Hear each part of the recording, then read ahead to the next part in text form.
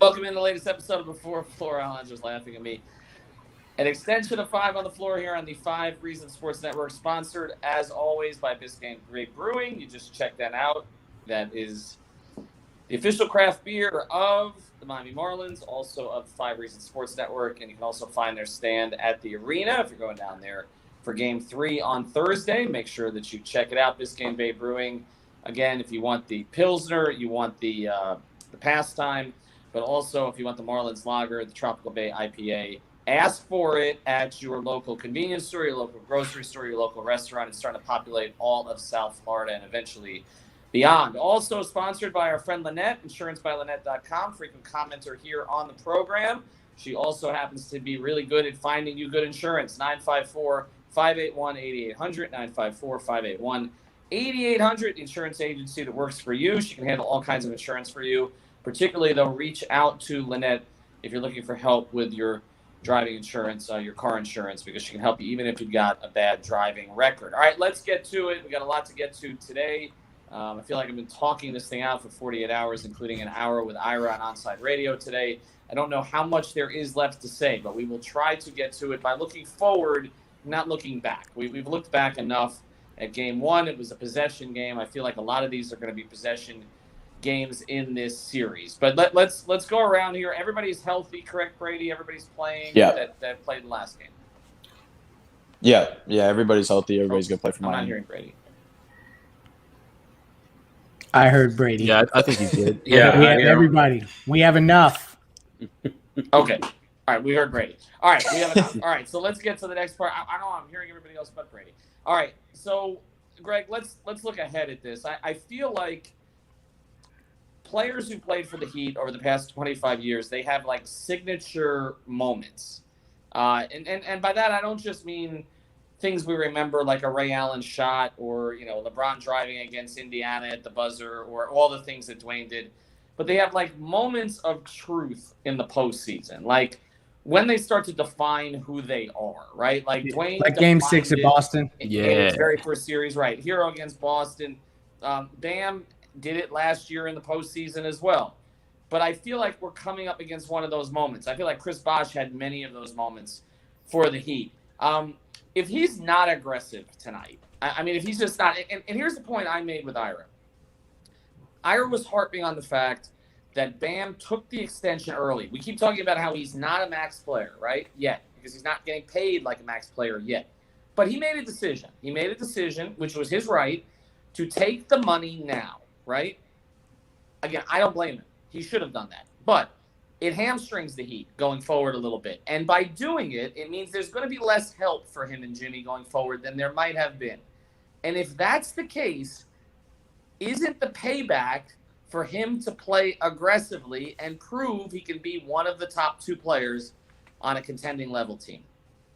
I think so. I think that what a predicament to be in that we're asking a dude to like essentially like channel his inner Antoine Walker and like just like get the ball up to the basket. It's just funny that we've arrived at this place. Bam's going to be fine, guys. Like I think this could be, to your point, like everybody has their moment. Like I can take it all the way back to, when Timmy eliminated the Knicks in Game 7. Like everybody had their Heat moment in playoff history. And Bam, obviously, the block on Tatum will stand no matter what the heck he does tonight. It could be crazy, but I think that tonight is a game where Heat fans in particular that have been following this game over game over game, not necessarily the more casual fan, really understands and is plugged into what Bam is up against mentally, what the fan base expects. So from that perspective, I think it's a huge, huge night for Bam Adebayo. But you are defined negatively sometimes when you don't step up. I mean, Jamal Mashburn had many good playoff moments for the Miami Heat. He is remembered for one play, passing up a shot, right? Eddie Jones had some moments in the postseason for the Heat, not a lot, but he had some moments. He's basically defined by the fact that when Dwayne got hurt in the 2005 Eastern Conference Finals and they needed Eddie to step up in Game 6, he had a complete stinker, right? I feel, and I'll go to Alfredo on this one. I mean, I feel like as we kind of look at them historically, you're defined by whether or not you step up in the playoffs or you don't. I mean, the regular season doesn't matter for this team. This isn't the Sacramento Kings. It's not. This is the Heat. This is a team that's defined by championships. Yeah, I completely agree. And Alonzo Mourning, a lot of people don't remember this. He saved his legacy with that 2016 and that Game 6 against the Dallas Mavericks. Because had he not had that game against the Mavericks in Game 6, he would have been remembered for throwing a punch at Larry Johnson and getting himself ejected in a series the Heat probably should have won. So, absolutely. What you can't have, he did, Bam Adebayo, I understand all the complaints, and I said it in the post-game show. This is a guy that, we're talking about, we want him to do more. We're not banging on Bam. We're not, bashing him. He is an exceptional defensive player. He's an exceptional passer, but you just cannot catch the ball below the free throw line and not have your eyes at the rim. You just can't do that. And that cannot happen tonight. And there was times, and you could slow it down because while you're watching the game, you might like on Saturday, I had a couple of drinks in me. And, I might have grabbed a wing or two. So you don't notice these things. But I rewatched the games. There's times where the Bucks take their eyes off of Bam when he's below the free throw line and look at the passing lanes to see what he's trying to get off of a screen. That can happen tonight. A little bit more aggressiveness. Put up some shots. They're wide open for you right there. But Alfredo, before I go to Ricky and Jonathan on this, as a guy who is the host of 3 Yards Per Carry, a football podcast, what you're saying makes a lot of sense there. I mean, if you don't expect Lamar Jackson to ever pass, okay? Yes. Right? He's always turning the corner to run. You play him differently, right? Like, absolutely. That to me, that's the issue here. And again, I'll pivot over to Jonathan and then Ricky on this. I mean, I feel like it is a weird debate with Bam because nobody is saying he's shrinking in other ways, right? Like, we've covered Heat players who when they shrink, they shrink. Like they get in the playoffs and you don't expect anything from them anymore. But Bam was exceptional defensively in the last game, right? When he had those opportunities. So it's not. This isn't because he's like afraid of playing in the playoffs. It's just like as Greg says, I don't know if we've ever had a situation like this. Yeah, it's kind of strange because, as he's kind of not maybe grown his offensive game defensively, what more could you have asked from him in game 1, right? He's just been a monster. He's locking down who you want him to. You can switch him on basically to anybody. We have the Giannis stopper basically on our team. And offensively, although he's not attacking the rim and putting pressure on the rim, he's still trying to find other people and get defensive rebounds and stuff like that. So sure, he hasn't grown offensively as far as being aggressive, but he has grown in other ways. But now the next step for Bam Adebayo as he becomes a max player is like what Alf said, when Brook Lopez is playing safety, reading the passing lanes, is he going to be able to make that read and take the shots? Because if he's able to just at least look at the rim, and Gad talked about this in The Good, the Bad, the Ugly, if he's able to talk about this or look at the rim and at least let Brook think that he's going to shoot the ball, those passing lanes will now open. So that's the next step for Bam Adebayo, and I'm curious to see if he takes it. All right, Ricky, are we letting Jimmy skate here? I would say no. I would say no because to Jimmy's credit, Jimmy went out there and looked for his shot. Jimmy is the reason that the Miami Heat made it to overtime. When Jimmy's defender stood 10 feet away from him, Jimmy took that shot. Oh, wait, no, that never happened because they know he'll take that shot. He was looking for his shot. He was aggressive, and yes, to his, for him, his shots didn't fall the way, say, Duncan Robinson's might have, but he was the guy that you knew when it came down to it. In a big game like this, he wasn't going to shrink from the moment. He wasn't going to be great on defense and then disappear on offense as if that's all he needed to do in a big playoff game. The Miami Heat, I will say, when it comes to Jimmy Butler, they need him on both sides of the ball, and of course, that extends to everybody else. Jimmy understands that he needs to bring it on both offense and defense because that's what's expected out of a star, and that's what's expected out of a player who's leading a team without a legitimate third option. And if he continues to do that, he will have a certain amount of leeway because we know what Jimmy brings to the table. I don't expect him to have a shooting night like he did in game 1. Ricky, I mean, that's a good point you mentioned about the defense. By the way, we got the comments coming in. If you want us to get to them first, we appreciate the Super Chat stuff. So just hit that Super Chat. We will make sure we read them for sure before we get out of here. But Brady, to that point, and I was talking to Ira about this today, Jimmy Butler wanted to guard Giannis. Okay? I mean, it is personal for him. I don't think he dislikes Giannis, but he's on his list, okay, of guys he does not want to lose to. It's just the way it is. And the Heat don't like to say no to Jimmy, like, in any way, okay? But shouldn't they? Like, in this particular case, like, because here's the thing about it. Like, Jimmy is going to be asked to carry the offense no matter what. And I thought some of the threes he took as I rewatched the game are because he just didn't want to drive anymore. He did it on the last possession, but his legs were tired. And I'm just wondering, isn't it better? I know Middleton's going to run him off screens, and Drew Holiday's an effective player, but they're not physical like Giannis. They're not going to take the life out of him as the game goes on. I just think the comfort level with Trevor Ariza right now is not the same level that they had last year, that he was fronting a lot more. He was doing different things, but he's not capable of just bodying up Giannis in the post, that they feel comfortable with Jimmy doing that. And I think that's where the load comes on, that Jimmy's basically saying, I'm going to guard him because I'm not going to get torched by Giannis Antetokounmpo all game in the post. They're going to send doubles all game. That's what they're going to do. I kind of thought they were going to run Jimmy off the ball a bit more and just have him kind of hit passing lanes, and that's where he can have the offensive boost and be able to have that type of energy. And while we're on that topic, I think it was you, Ethan, that reported or mentioned about Jimmy not liking day games, and I don't think that's like something people are talking about too much, that, you know, that could have factored in. It's not an excuse, but it's like that could have had, you know, something to do with that type of game. Yeah. But either way, that they're gonna, you know, he's not going to have that type of same performance. And I think that could be something we see, but I just don't see a way in a game 2 where if you go down 2-0 in the series, I don't see a way Jimmy Butler's not guarding Giannis in most possessions in this game. Greg, who do you trust more to have the follow-up game today, Duncan or Goran? Wow, great question, Goran, because I think that they are going to try to hone in on Duncan. If there's anybody that they're going to get out to, it's going to be Duncan tonight, at least early. Some of those they want to give up by design, but I don't think they want him to shoot at that clip. You know, like that's not a recipe for Milwaukee. So they close out a little harder. I think Goran has a little bit more. He just has pep in his step, and he looks like he's ready to play. So I would imagine we still get solid performance from Goran. I really want to see Tyler step up. And I'm interested to see what Spoelstra does, because like I feel like there's a whole bag of tricks defensively that was not deployed in the first game. It was very conservative in his approach. It was like basic, for lack of a better term. And I would just be interested to see if he kind of rolls out some interesting looks that kind of muck the game up a little more. But remember, they scored 99 points in regulation.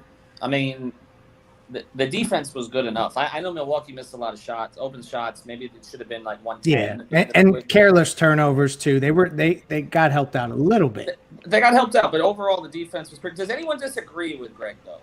I mean, does anybody? Everybody is more comfortable. It's an interesting place to be because we weren't here all season. I worry about it a little bit. Goran following up than Duncan. Everybody here?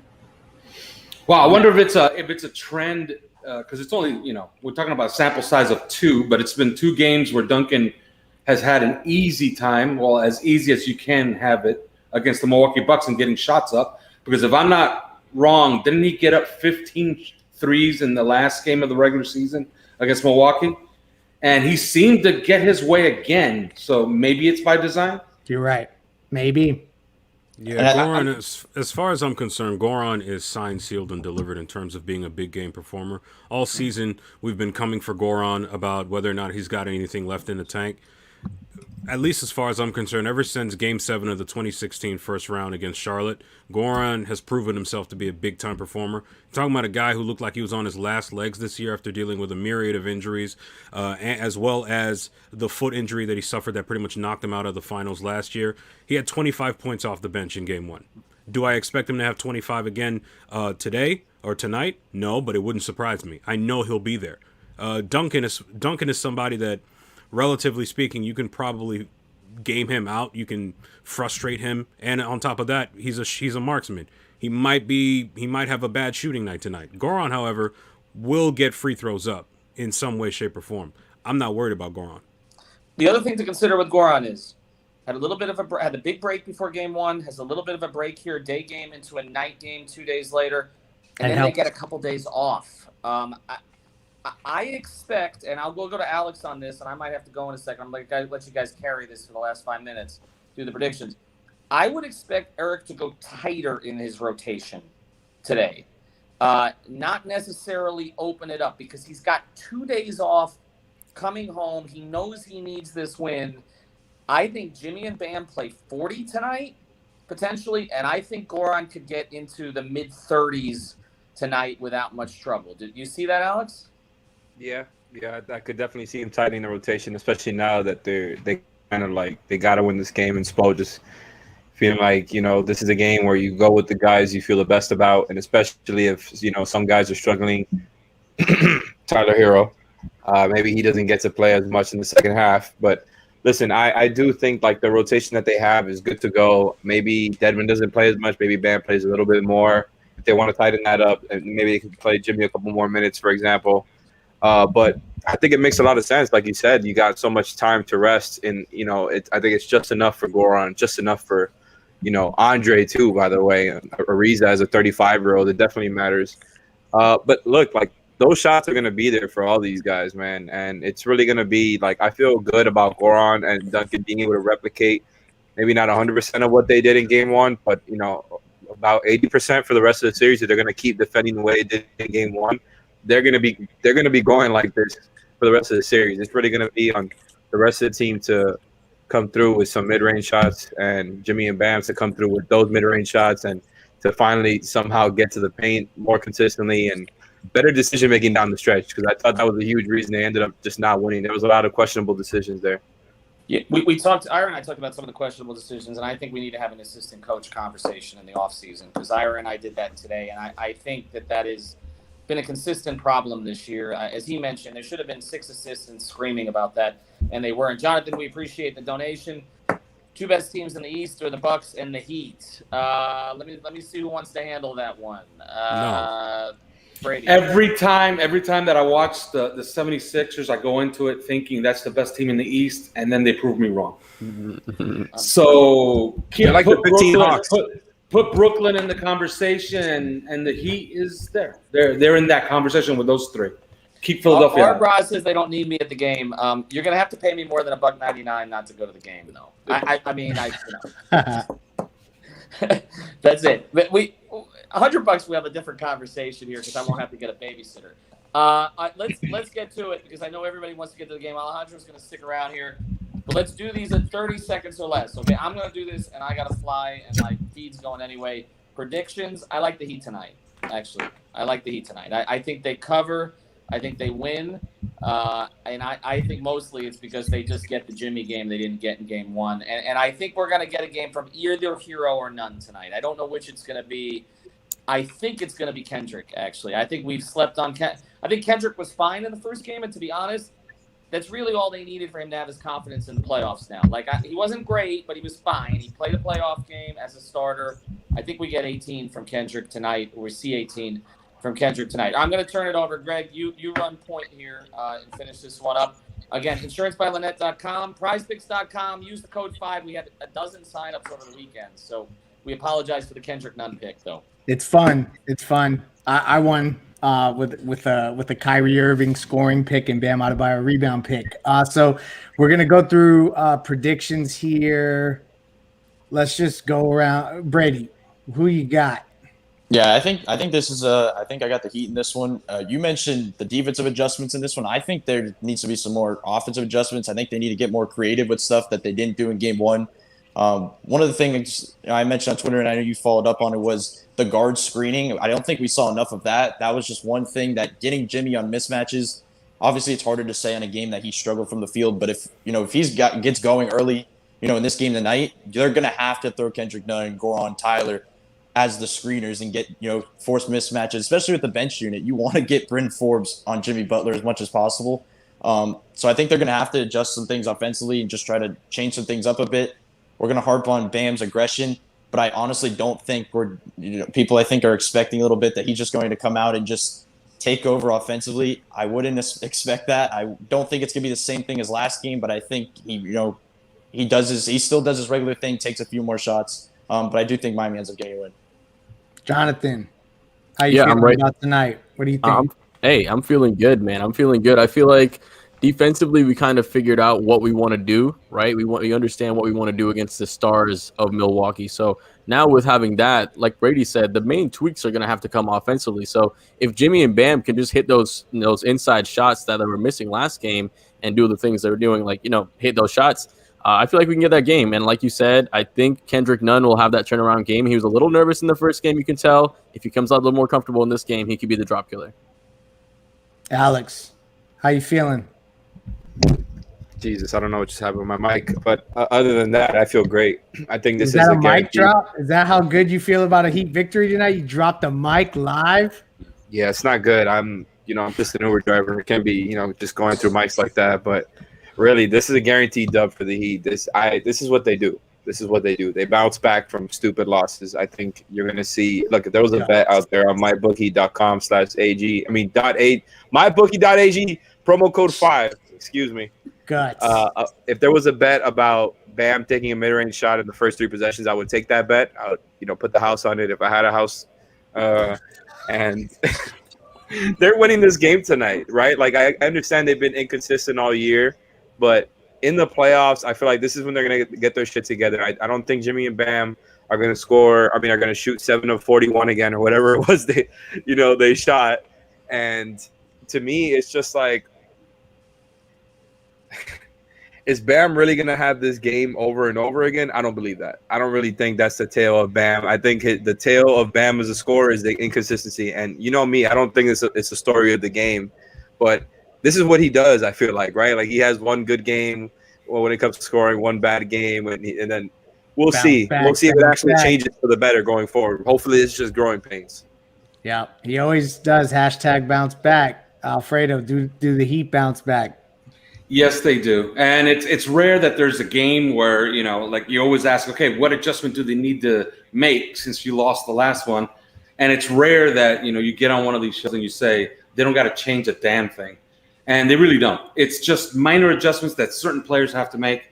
It's been 2 years and a handful of playoff games, so I'm not going to saddle him with the entire run. But Kendrick Nunn has started over 100 games for the Heat, and he's never had a playoff moment. How about a playoff moment tonight? And if he has one tonight and Butler shows up with his regular efficiency, I don't see how Milwaukee takes game 2. But I do believe this is a long series. I think this is a possession game, but I think that the Heat win it with a little bit more comfort at the end. Let's call it Heat by 6 points tonight. Love it. Ricky, how do you feel about Trae Young silencing the Garden?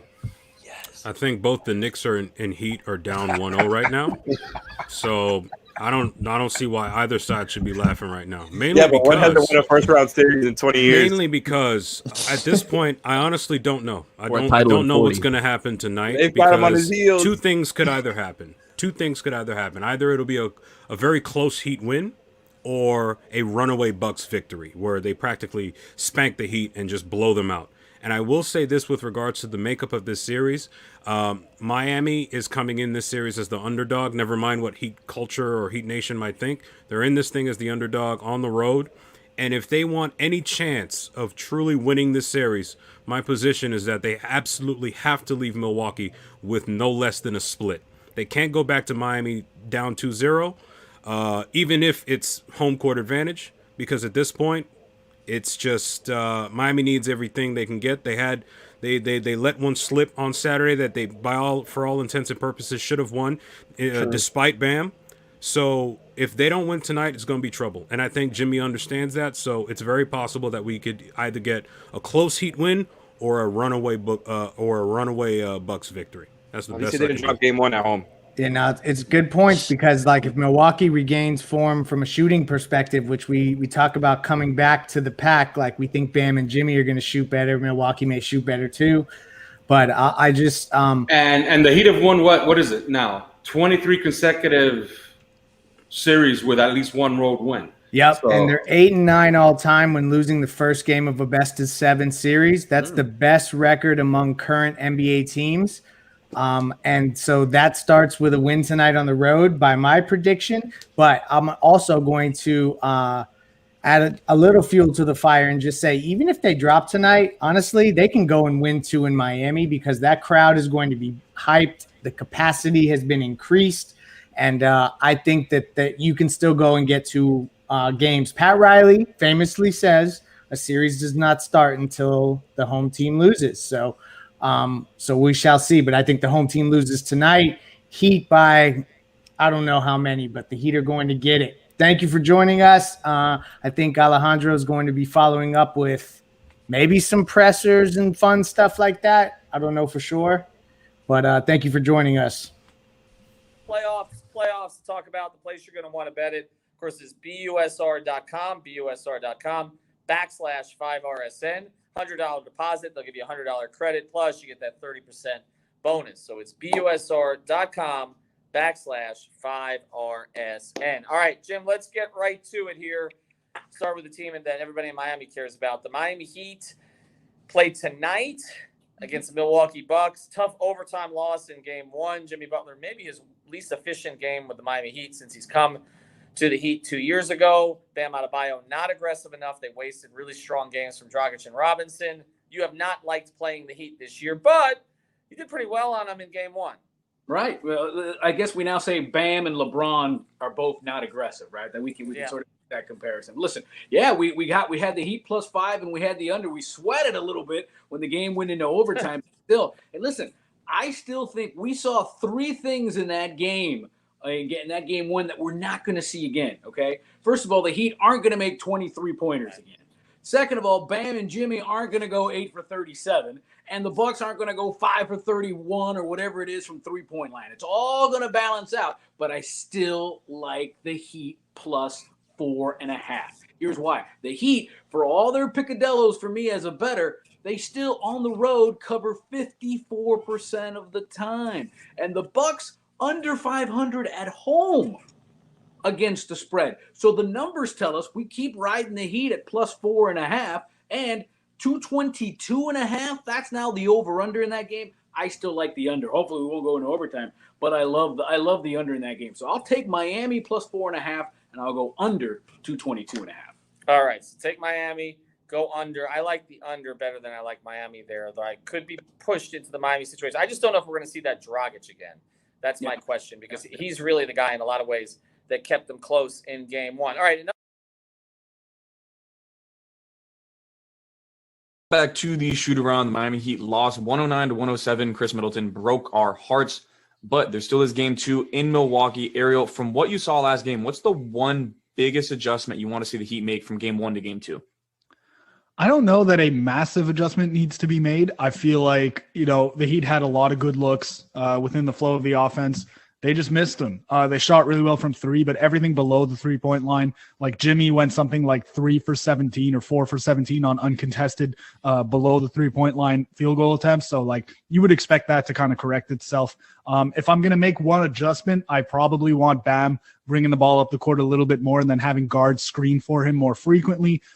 If the Bucks are going to drop, which is what they're usually going to do defensively, Bam's got an open, elbow or mid-range jumper that he needs to step into or get himself going to the rim, see if you can draw some fouls on Giannis, on Brook, just get him a little bit more involved in the offense. Yeah, I agree. I think one thing I would like to see is kind of get Bam working more so on that baseline area, like the low post, not posting up Brook Lopez, he'll be facing up, but just have the opportunity to kind of isolate a little bit on Brook, because when you go at Brook, he's a big dude and he does not foul. He knows how to play in the paint, but if you're able to get him on the post, make him move his feet a little bit, then he's not as effective. So that's one thing I would like to see. But really what it's going to boil down to is you need your best players to make shots. Like Jimmy Butler went 0 of 7 on mid-range, and he was on an absolute tear going into last game. He was on his last 20 games, I believe he was about 57% from mid-range, and he shot 0. There is going to be corrections and regressions to the mean and whatnot on both sides, whether it's the Bucks hitting their threes or the Heat actually hitting shots that aren't threes. But it's going to be interesting. Who do you think wins this game? I think the Heat bounce back, get a split. They lost on a buzzer beater in overtime on the road against a team that's favored. I think this series is closer than we think, and the Heat get the split. Yeah, I think from what we saw last game, this is 2 even teams that are going to battle it out. It looks like it's going to be a long series, but in order to get there, I think the Heat need to get that split tonight. Hopefully they end up winning. I have my faith in Spo. I think he'll bring out some sort of adjustment that'll really end up helping out the Heat and in turn make Mike Budenholzer try to adjust, which he's proven he's not that great at doing. All right. That was the shoot around with Gadiel Cartagena and our friend Ariel Atias on the 5 Reasons YouTube channel. Thank you for staying with us in this pregame show as we wait for the second game of the series between the Miami Heat and the Milwaukee Bucks to start. We're going to go ahead and play some of the press conferences. We have first Eric Spoelstra. Today, this happened a couple of minutes ago, or let's say an hour ago or so, maybe a little less, and talking about this matchup, the second game of the series after the Milwaukee Bucks took the first one 109-107 in overtime. Let's go ahead and listen to season, Eric but Spoelstra. there was a play, the end of regulation, a loose ball tie-up. Jimmy went for the ball, and he got tied up by Giannis, and it looked like from the angle I could see, you were trying to call timeout. I believe I might be wrong. Is it still, you didn't even have a mask on, but is it still sort of a difficult thing to get attention when the ball's on the other side of the court? And is there anything you coaches can do about that when you meet about that? I know there's something you can do. You can run out onto the court like I've done before in this building. I've also seen those plays turn into something. So yes, I was. But Giannis made a great play. I mean, Jesus, his left arm came out of nowhere. Even though I was calling it at that vantage point, I didn't think, he was in position to get a tie-up. Thank you. All right, next we go to Mark Medina with the USA Today. Eric, good to see you. I got a broad question here about mental health. How would you compare what the mental toll's been like with this unique season compared to the bubble? And what do you and the guys try to do this season to navigate through all these circumstances? Yeah, look, we can handle it. I think the biggest toll that we all have to, just acknowledge is our family, our loved ones, the people in our each one of our camps, our teams at home. That's where it's been a little bit different. We're coming off of an extraordinary experience being away for over 3 months, and then we come home and then boom, it just feels like this has been one long road trip. We get to do what we love to do. We're not complaining about this. We have an opportunity to compete, to express ourselves professionally, do things that we think are special. But there's a tax on that, for our loved ones. Now I said this on Mother's Day, but our wives, our mothers, in our camps are taking care of the families, while we're gone. And I think that's where, people feel it the most. Next we'll go to Tim Bontemps with ESPN. Eric, obviously there's a couple different faces on the other side this year, but after going against the Bucks in the playoffs, seeing them during the regular season, and then obviously playing them in game one, kind of what are the differences you see beyond the obvious differences of a couple different people than what they look like last year? Yeah, Tim, like I get it. I get the question, but really who cares? Like we're not even thinking about last year. We're faced on, what we're thinking about is this opponent this year. Each year is different. We're different. We're a different team. So even thinking about last year, it feels totally out of context. Because our locker room has changed. Our guys love competition. They love this environment, the emotions, the intensity, and everything. And that includes, the pain that we felt in game one. We're just looking forward to game two. This is where our focus is right now. It's the present moment. We're not thinking about that game last year. We're not thinking about, the rest of the series. We have a great opportunity tonight. But we have to play well, and we understand that. It's sort of along those lines. You've been through many long playoff runs, including last year, all the years with the Big Three. Do prior experiences carry over to the next year in moments like this, or do you just kind of lock in on what you're doing right now, and does that stuff not sort of follow you? I think it can. Maybe sometimes all of your experiences reveal things that maybe you didn't necessarily anticipate. Also, quite frankly, sometimes they don't. I think all things can really be true in the playoffs because there are a lot of unpredictable things. The competition and intensity is so high. And each experience is different. You know, you want to be present, you know, as much as possible, you know, for the challenge that's right there, you know, in front of you. I think, you know, for experienced veteran players, I think it does matter, you know, being in these kind of playoff atmospheres, you know, time and time again. Our young guys, you know, they're great for us because they have such a high confidence level. Our veterans feed them that confidence as well, but they don't know what they don't know, and I think that's a good thing. Thank you, sir. Next we go to Eric with The Athletic. Hey, Smo. Obviously, Chris hit that big shot late, but throughout the game, he was working in isolation. With someone that likes isolation shots as much as Chris does, kind of what do you tell your defenders to focus on when they are defending him? Because, I mean, it feels like you can have a good possession and he's still going to hit a shot on you. Yeah, look, that's what great players are going to do. You know, what do you want to do about it? You do something about it, and you can't expect it to be easy. He's a great player. He's a shot maker. If he gets to his spots, he makes it tough, and you know, we have to, you know, try to get him off those spots as the best that we can. Next we go to Kane Pittman with Locked On Bucks.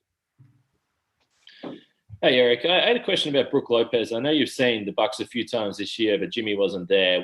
Since the All-Star break, they've really been using him a lot more within the perimeter, and I'm just wondering how that changes defensively. Is it significant, the changes that you make, or how you look at defending this team in the paint, whereas, you know, prior times it may have been Giannis and 4 guys out on the perimeter? You know, yeah, he's a former All-Star player, you know, that has that great size. So you have to account for him. It's not just beyond the 3-point line. I mean, he came into the league as somebody that was on the block and did a lot of his damage in the paint. You know, they're asking him to do different things at this point in his career, but he's still, you know, very effective, as we know. All right, Coach. Thank you. Thank you. All right, that was Eric Spoelstra.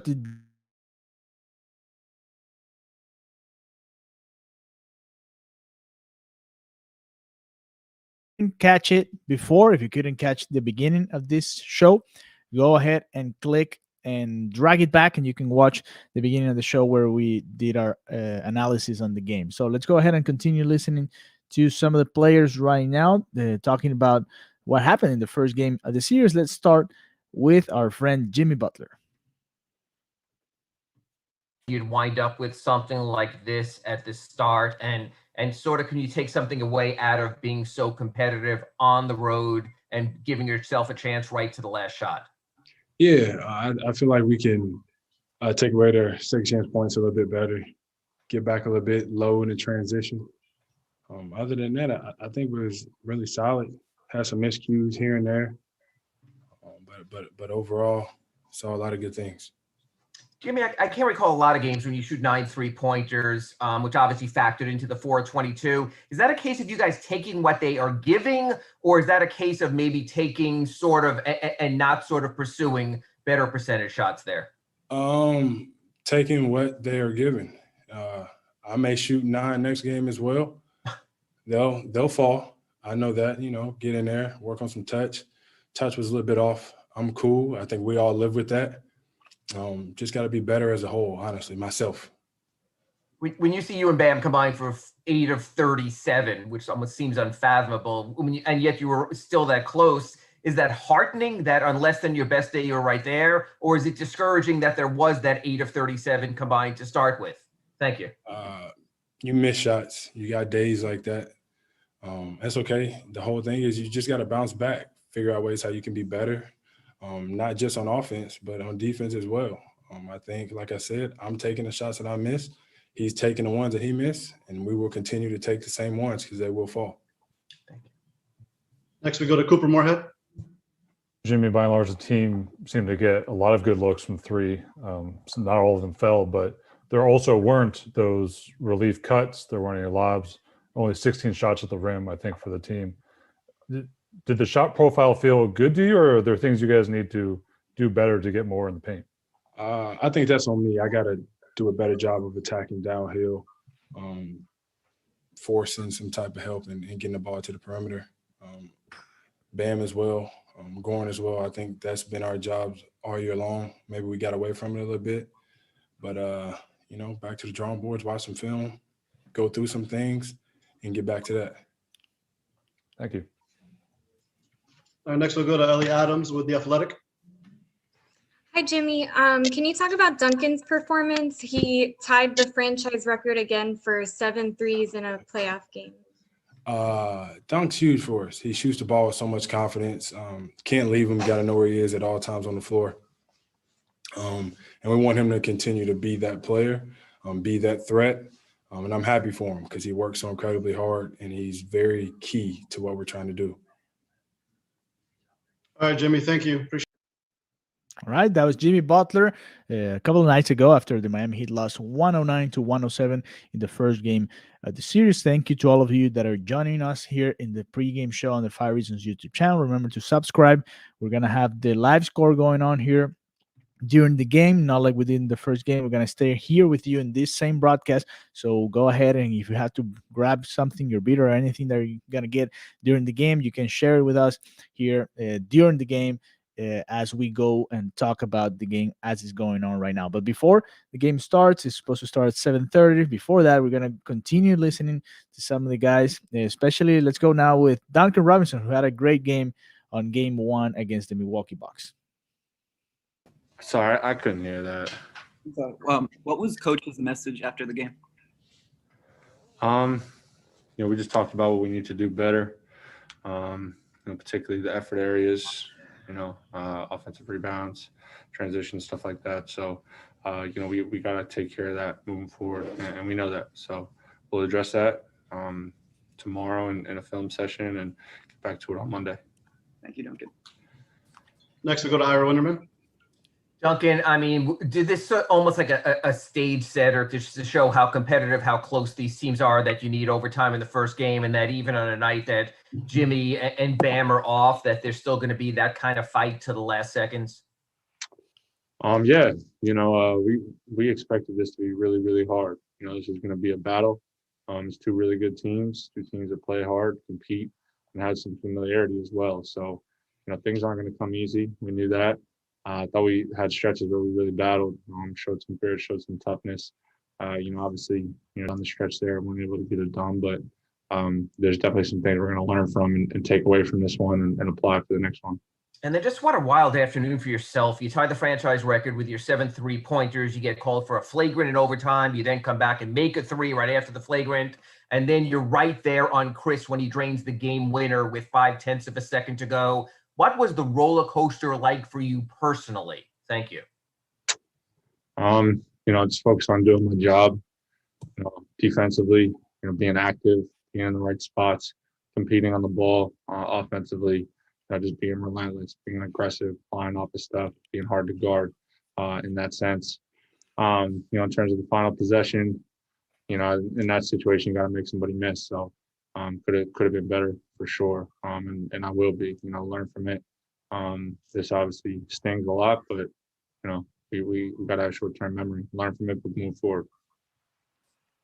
Next, we go to Anthony Chang.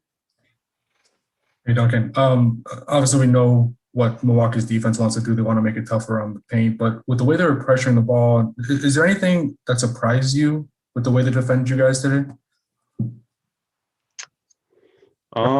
Some of the switching stuff, we hadn't seen, but nothing like overly surprising. They made some adjustments. We made some adjustments. Tried to do some different things. Like I mentioned earlier, there's a lot of familiarity between these two teams. So, defensively, you got to try to do different things to try to keep people out of rhythm. Thanks, Duncan. Next, we go to Steve with the Associated Press.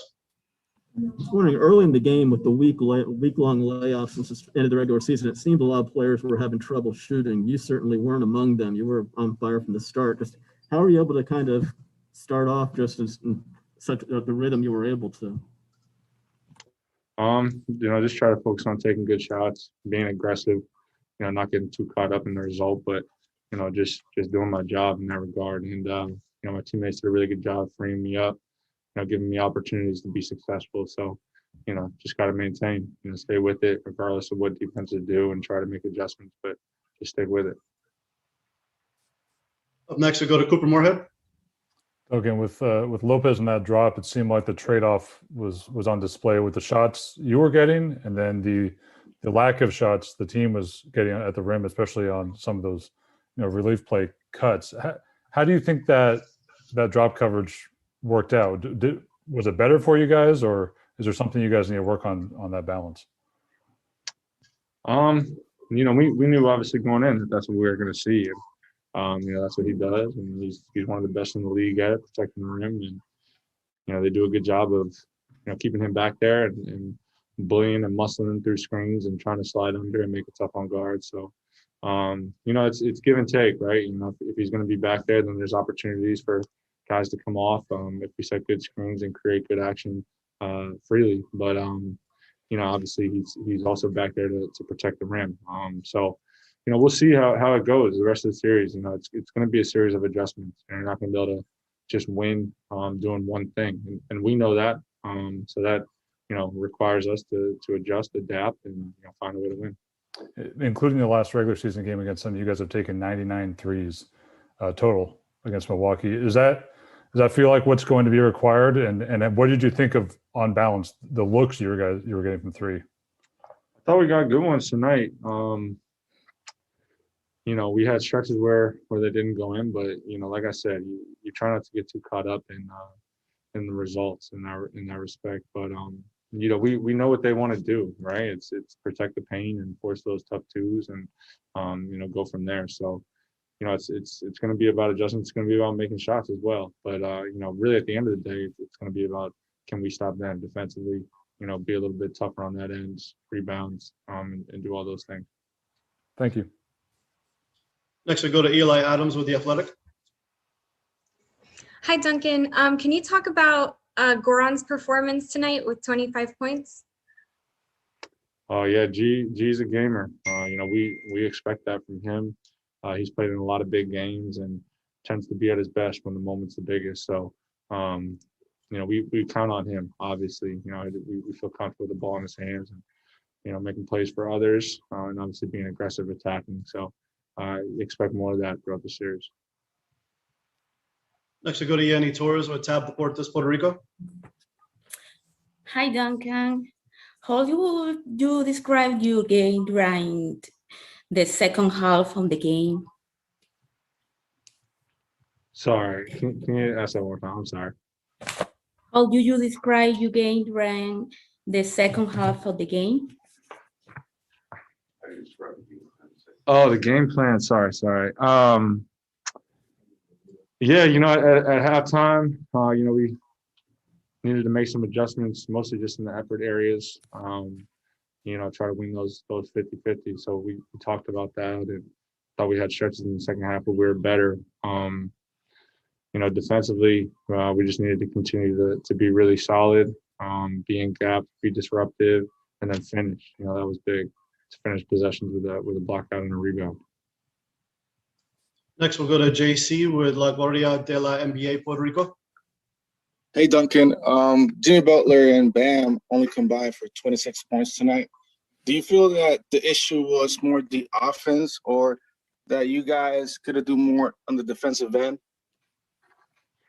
We could always do more on the defensive end. Especially down the stretch, just get one or two more stops. Obviously, that would have been enough. Offensively, we rely on those guys. That's no surprise. And they do so much more than just score the ball. I think people probably get caught up looking at that final line, that final column, seeing whether or not they're scoring. But it goes without saying that they do so much for us, that their impact is well beyond just that. So, we're in position to win this one. We're not getting caught up in that sort of narrative or anything, but instead, just trying to find solutions on what we can do to win the next one. All right, that was Duncan Robinson a couple of nights ago after the Miami Heat lost 109-107 in the first game of the first round of the NBA playoffs against the Milwaukee Bucks. We have the starting lineup for the Miami Heat, the starting five tonight. Kendrick Nunn coming back again to the starting lineup. Jimmy Butler, Bam Adebayo, Duncan Robinson, and Trevor Ariza. So the same lineup as game one: Duncan Robinson, Jimmy Butler, Bam Adebayo, Kendrick Nunn, and Trevor Ariza, Robinson, Adebayo, Butler, and Nunn, the starting five for the Miami Heat for this game two. Let's continue with our coverage here, our pregame show. Thank you to all of you that are joining us in the 5 Reasons YouTube channel. Remember to subscribe, to hit the like button the me gusta, give a comment, and let's start enjoying this game a little bit more as the game's about to start in about 10 minutes Eastern time, 7:30 Eastern time. So let's go ahead with Goran Dragic, who also had a great game as Robinson and Butler talked about. Let's listen now to Goran Dragic and what he said about game one of this series. I think so we can play much better, and we had our chances. We didn't take them, but pressure was all on them. They need to win at home, so it was a close game. I feel like we had our chances, but unfortunately we didn't take them. But first game it's over, so we gonna adjust and try to get the next one. Goran, 10 of your 17 shots were threes, 9 of Jimmy's were. You took 50 as a team. Are you taking what they are giving you, or do you feel like those shots in those situations are your best shots against their drop defense and their approach?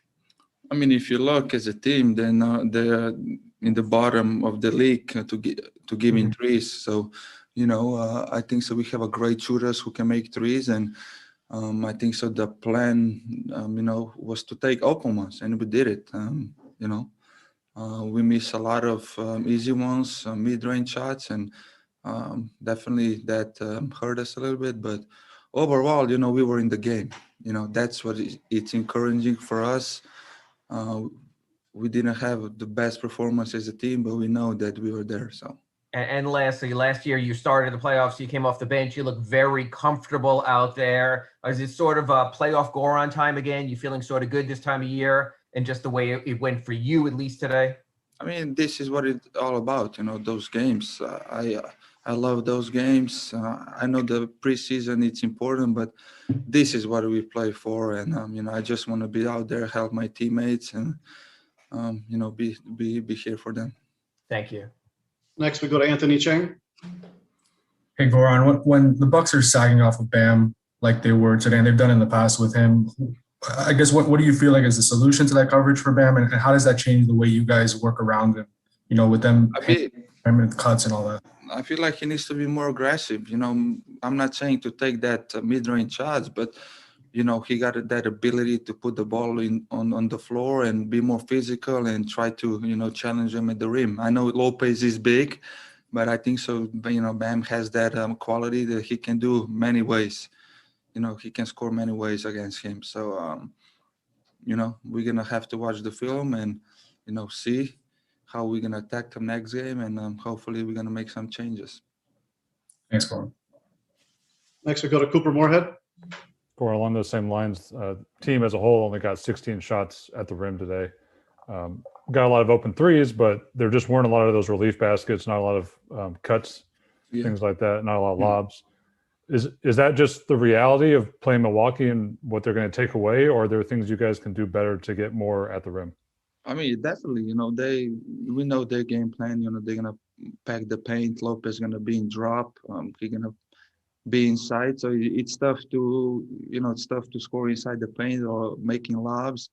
I think so that the biggest key for us is maybe to score more in open floor in transition. I think so they scored 12, we only scored 2 points. So those kind of relief buckets I think so we can get. So can you get more of those? You guys didn't get a lot of your pick six run outs off steals. Can you get more of those relief buckets by getting the passing lanes and playing better defense? Yeah, definitely.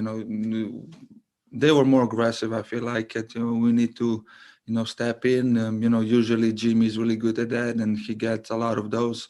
And we just didn't get him tonight. And if I tried to look on a positive side, it was not our best games. We didn't get those. We didn't get paint points, and we were still there. So. Thank you. Next, we go to Mateo Mayorga. Hey, Goran. The Bucks had 15 offensive rebounds. What can the Heat do differently to limit Milwaukee's second chance opportunity? Simple, box out. We know that they run all 3-4 guys from guards, Lopez, Giannis. Those guys going to be in offensive rebounds all the time. They got quite a lot second chance points, and that is one of the situation that we need to correct. All right, Goran, that's it. Thank you. Thank you. All right, thank you very much. For all of you that are just getting here to our pregame show, the game's about to start. So before it does, let's go ahead and get a quick video here from Bam Adebayo after that first game where the Miami Heat lost 109-107 against the Milwaukee Bucks. This is what Bam Adebayo thought about that particular game one. Thank you. All right, next we go to Ira Winderman. Bam, with their drop coverage and the way Lopez plays you, there's a lot of space there. Do you feel you attack that space well enough, or is it just a matter of just the shots having to fall from that sort of mid-range and top of the elbow area? Yeah, I just miss shots. And so if they play you again the same way, you feel comfortable with your shot menu that you got today? Yeah, I just got to make the shot. I didn't make shots today. What I shoot 4 for what 15? 4 or 15, correct. Yeah. And the other thing is, even with you and Jimmy, you combined 8 of 37, you still were there to the very last shot and got to overtime. So is that in any way heartening or encouraging that on neither your or Jimmy's best nights, you were right there with the number 3 seed on their court? Nah, because we lost. Okay. But you can bounce back Monday. Thanks, man. Next we go to Cooper Moorhead. Bam, the team as a whole only got 16 shots at the rim. I know that's exactly what Milwaukee is trying to take away, but the fact that you guys weren't getting your cuts and your lobs and kind of those relief baskets, are there things you guys can do differently to try and get a few more easier ones? Yeah, I mean, watch film and figure it out. That's what we built for. Okay, thank you. All right, next we'll go to Anthony Chang. Hey, Bam. I know it was a collective effort to guard Giannis today, but how did you feel like you guys held up against them? And with the different ways they're using him, kind of more in post-ups and rolling to the basket, how much difficult does that make it to build a wall, in front of him? We just got to make sure we got our low man and over-communicate. He does get to the rim fast, so we just got to over-communicate on the weak side. Next we go to Steve with the Associated Press. Just wondering, the way this game went down to the last second in overtime, is that kind of a glimpse of what this series is going to be like with two pretty evenly matched teams? Are y'all expecting this to kind of a lot of games like this in this series down to the wire? Yeah, it's definitely going to be a cage fight. And we've been preparing for a cage fight all season, through COVID, through protocols. Dude's been in and out of the lineup. So, we built preparation for this. All right, Bam. Thank you. Appreciate it. Black Lives Matter. All right, that was Bam Adebayo after that game. Game one where the Miami Heat lost 109-107. Thank you to all of you that are just getting here to our pregame show. Thank you very much. We appreciate you being here. We're going to have the live score going on here so you guys can talk about what's going on during the game as the game is about to start. This is starting 5 for the Miami Heat: Kendrick Nunn, Jimmy Butler, Bam Adebayo, Duncan Robinson, and Trevor Ariza. Before the game starts, though, we want to have Giannis Antetokounmpo talking about that game one here, and then we'll go to the live score.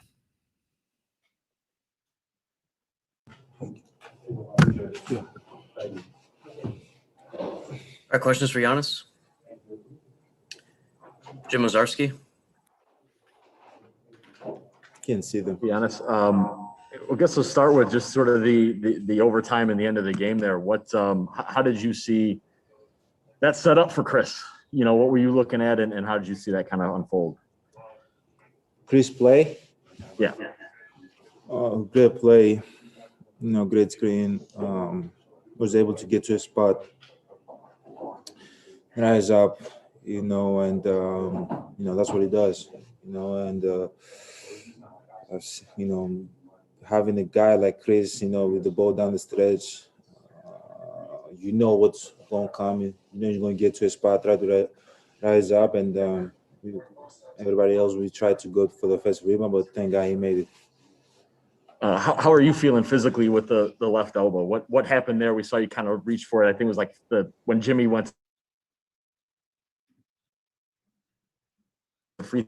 your line? I felt good. My elbow's good. Just this week, just a few days ago, you talked about being in a good place, mentally, going into this series. I'm not asking you to talk about officials, but I mean, you were probably challenged a little bit tonight with things, both with the 10-second call, some of the things, some of the contact. How did you feel you handled that, and maybe the positions you were put in tonight in that way? Who said that I was challenged?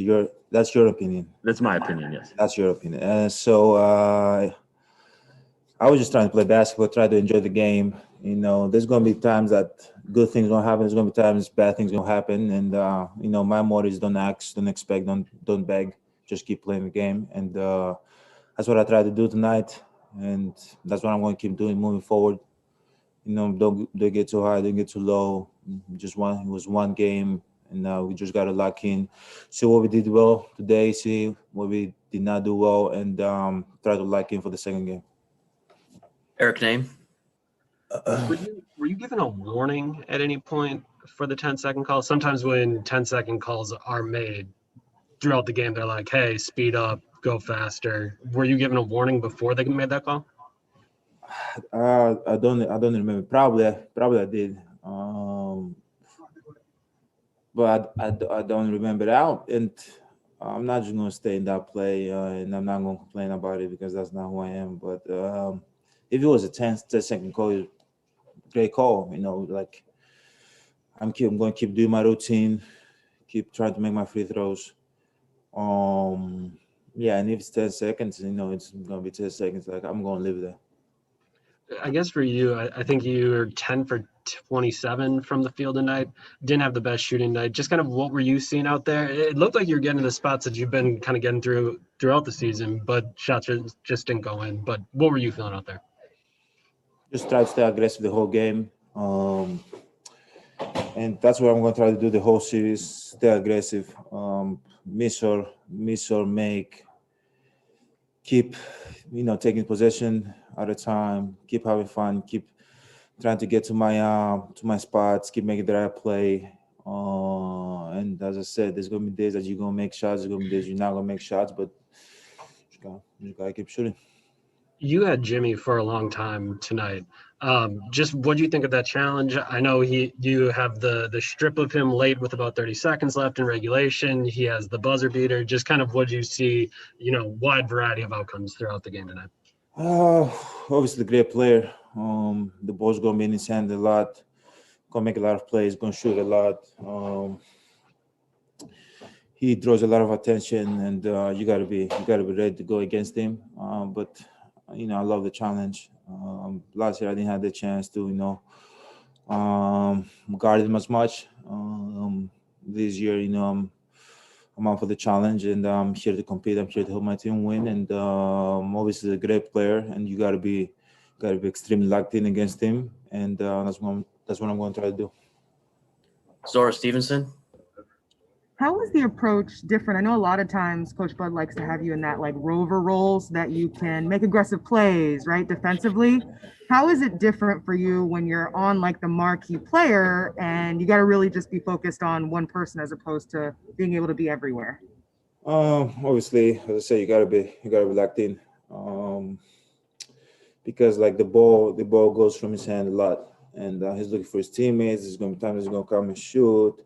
The transition, you gotta locate him fast. You gotta see where he is. But the whole year, usually I'm the guy that's being more active, coming to block shots, coming back to rebound. But as I said, last year I didn't have a chance to guard him, and this year I have a chance to guard him, and I'm just gonna try to lock in and accept the challenge. And also, do you feel a lot of those times when you're on Jimmy, you had Brooke right behind you. Do you feel his presence and know that you got backup there? Oh yeah. That's what team defense is all about. When our defense crack, that you're gonna have your teammates behind you. When they set a screen, Brooke is gonna be there in center field. Others gonna be a switch.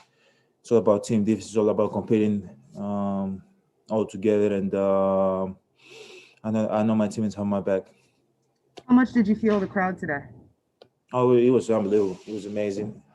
And obviously it was 50% capacity, but it was unbelievable. It was good to just have them back, have the fans, come out, enjoy the game. I can't wait until, it gets back to 100% because it was really, really nice feeling tonight. All right. Thanks, Giannis. Hey, All right, that was Giannis Antetokounmpo after game one, where the Milwaukee Bucks beat the Miami Heat 109-107 in overtime with a great shot by Chris Middleton. The guys are are warming up already, so we are about to just leave you guys here with the live score. We're gonna be talking to you guys on this chat, so if you're gonna stay with us as you guys do during the games, and you guys did during the regular season, thank you very much for being with us today here in the 5 Reasons YouTube channel. Of course, if you want to, give it a thumbs up. Also, subscribe to our channel. We're going to be doing this all throughout the playoffs, of course, following the Miami Heat as we usually do. And after that, of course, we're going to pick games, and depending on, of course, on what the Heat does this postseason. So let's go ahead now. And since the game hasn't started yet, we can actually get another player in. So what we're going to do, let's not leave you with the screen yet. So what we're going to do now is we're going to listen to Chris Middleton that we have here also after hitting that winning shot in game one. All right. Questions for Chris? Zora Stevenson. Hey, Chris, I just guess we can start with a breakdown of that last play. It's like a clear out situation, and then Brooke comes to get you. What were you seeing? Just trying to get to a spot where I knew I could possibly get a shot up or hit Brooke for a roll. End up getting to the spot for a shot, so just raise up and just shoot it. Try to get the last one. Taking as much time off the clock as I can, and then live with the results afterward. What are the feelings in those moments, knowing that you make a clutch shot when your team needs it most? It's a huge confidence boost. I say that for sure, but just work. Having the confidence in you to have the ball to take a shot like that. Eric Name. Chris, that's a number of times this year, Bud has gone without a timeout late in games, and that requires a level of trust in all of you. Just kind of what does it mean to you that your coach, your teammates say, yeah, we don't need a timeout. We're cool with Chris just kind of cooking and getting his own shot. He said it shows the trust that, we all have one another, that, on the fly, sometimes we don't have to call the timeout. We can execute our sets, everybody get their spots and, get the best shot out of it. We work on that all the time during our practices, and finally came true. Obviously, Giannis ends up hurting his left arm, but he still managed to make a couple of big defensive plays down the stretch, grabs a couple of offensive rebounds. Just what do you think of his ability to find a way to impact the game, even though you could see he was hurting? The effort was huge for us. Everybody knows it. He didn't shoot the ball the way I think he wanted to, but he didn't give up on it. He still made those extra plays, diving on the ball, getting rebounds, extra hustle plays to keep us in the ball game. That's what helped us win tonight. I guess defensively, you limit both Jimmy and Bam. What do you think you did well against those two? Show them the crowd. Contest every shot. Try not to foul. That's what you have to do with those guys. They're so great of using their force and getting to the paint and getting buckets or drawing fouls or creating open looks for other guys. You just have to stay as solid as you can with them. Lori Nickel. Chris, back to your shot. I wondered how your confidence was. You had a tough overtime. You got hit in the face. You had a couple of misses and air ball. When you let the shot go, you even turned a little bit. How was your confidence going in?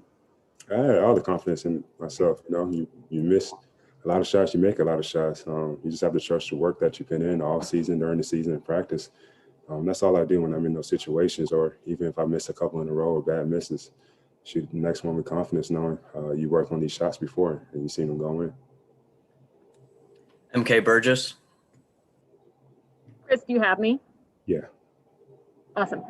Can you walk me through what it was like making that shot in front of, almost 50% capacity Pfizer Forum and hearing that reaction from the crowd? No, it was definitely great to hear and feel the crowd in there the whole night, and after I hit the shot, and after the final buzzer. I mean, we love having our fans in the arena as long as they're safe. But they're a huge boost. Hopefully, they will be throughout the playoffs. Kane Pittman. Hey, Chris, well done, mate.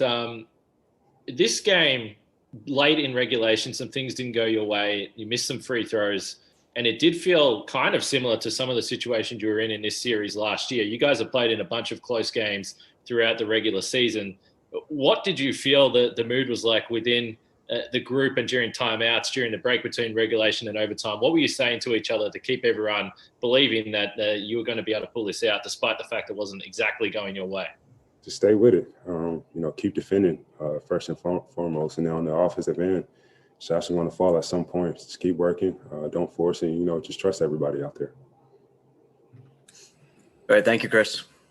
All right. That was Chris Middleton, who hit the winning shot on game one of the first round of the NBA playoffs between the Miami Heat and the Milwaukee Bucks. Thank you to all of you that joined us for the pregame show. This that's this end of the pregame show here on the 5 Reasons YouTube channel. So now we're going to leave you with the live score. The game hasn't started yet, but what we're going to do, we're going to be here with you guys, sharing what's going on, and also reading your comments and waiting to see what happens today for game 2 of the series between the Miami Heat and the Milwaukee Bucks. This is the starting lineup for the Miami Heat: Kendrick Nunn, Jimmy Butler, Bam Adebayo, Duncan Robinson, and Trevor Ariza. The same lineup, the same starting five for the Miami Heat tonight that they used facing the Milwaukee Bucks last time. So thank you very much. We're going to leave you here with the live score, and we will see you later here. And then if not, if you don't want to hang out here, you can join us for the post-game show here on the 5 Reasons YouTube channel. So thank you very much,